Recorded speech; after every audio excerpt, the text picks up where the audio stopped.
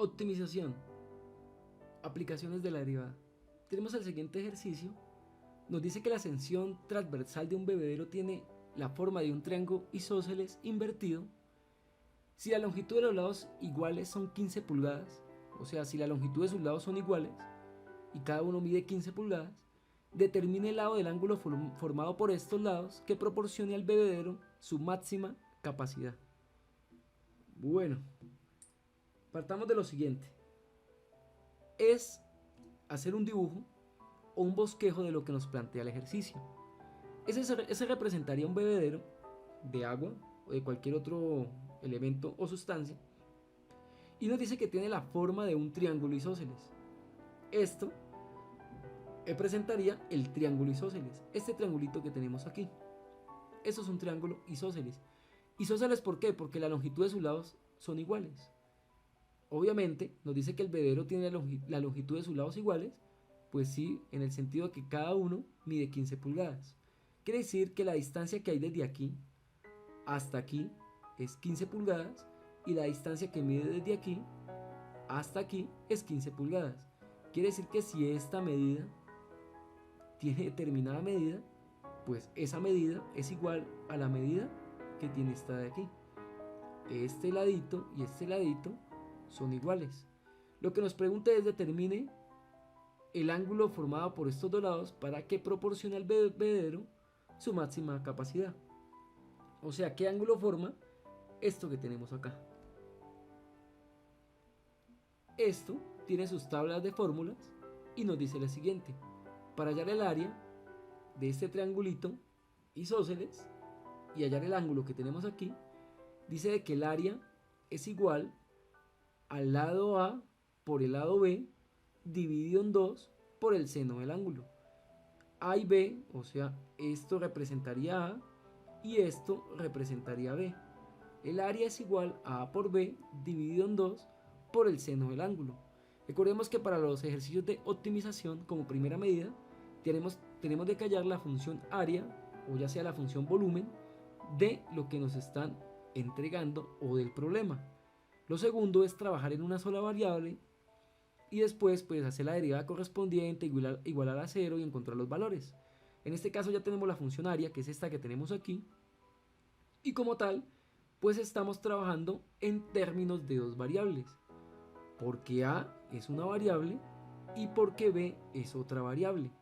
Recordemos de que la esencia de la optimización al inicio del planteamiento de los problemas es hallar una función área o una función geométrica o el valor de la geometría que tengamos y como tal pues hallar la función de ya sea el área o sea el volumen de eso que estemos trabajando.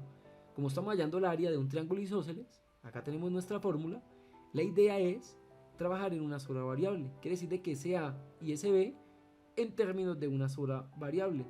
Y se puede aplicar, claro, porque nosotros sabemos de que la medida que hay desde aquí hasta aquí es exactamente igual que la medida que hay de aquí hasta aquí. Obviamente porque estamos trabajando un triángulo isósceles cuya longitud de los lados es la misma. Entonces, A por B, que representa cada una de las variables, es lo mismo que tener A por A o B por B. Daría exactamente lo mismo porque la medida es igual. Estamos hablando de una misma dimensión, una misma longitud. Entonces, transformando este A por B en una sola variable, pues nos queda A por A dividido en 2 por el seno del ángulo correspondiente. Entonces, el área de ese cierto ángulo es igual A por A, pues me da A al cuadrado sobre 2 por el seno del ángulo como tal. Ahora reemplazando los valores, tenemos de que este A, ¿cuánto mide? Pues el ejercicio nos dice que 15 pulgadas como tal. Entonces A lo reemplazamos por el 15 elevado al cuadrado sobre 2 por el seno del ángulo. 15 al cuadrado pues me da 225 sobre 2 por el seno del ángulo. Ahora aplicamos la derivada porque ya tenemos la función del área como tal en una sola variable. Tenemos el área del triángulo isósceles invertido, vean acá está invertido, vean el ángulo está para bajito, y tenemos trabajando en solo una variable. ¿Qué es lo que hacemos? Pues aplicar la derivada de ello, la derivada de esto que tenemos aquí. Al aplicar la derivada de esto, ¿qué nos da? Esto es una constante, lo dejamos afuera y aplicamos la derivada del seno del ángulo. La derivada del seno, pues es el coseno. Quiere decir de que la derivada de esa función área que tenemos hasta el momento es esta que tenemos aquí. Por consiguiente, la derivada es igual a 225 sobre 2 multiplicado por el coseno del ángulo. Derivada de seno es igual a coseno. Ya aplicamos la derivada. El paso tercero, al tener la función área o la función volumen como primera medida, lo otro trabajar en solo una variable. Ya lo hicimos aquí al convertir todo en términos de A. Aplica la derivada, que es el tercer paso, ya derivamos. La cuarta es igualar a 0 para hallar el valor de esa incógnita que nos queda. ¿Cuál es la incógnita? Pues el ángulo. Es la única incógnita que tenemos. No tenemos ni A ni B, porque todo ya fue reemplazado por valores. Es la única incógnita que hay al momento, que es el ángulo. Entonces, ¿cómo hacemos para despejarla como tal?